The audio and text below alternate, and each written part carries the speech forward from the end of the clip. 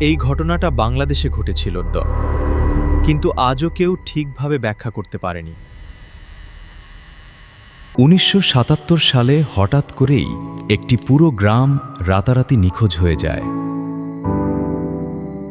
পরদিন সকালে দেখা যায় ঘরবাড়ি আছে কিন্তু মানুষ নেই।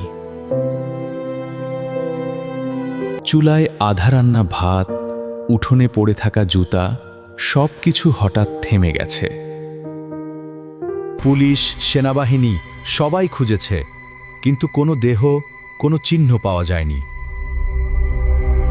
কেউ বলে অপহরণ, কেউ বলে প্রাকৃতিক দুর্যোগ, আবার কেউ বলে এটা ছিল ভিন্ন কিছু।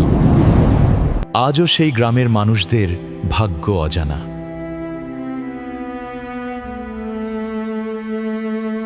এটা কি সত্যি রহস্য, নাকি লুকানো কোনো ইতিহাস?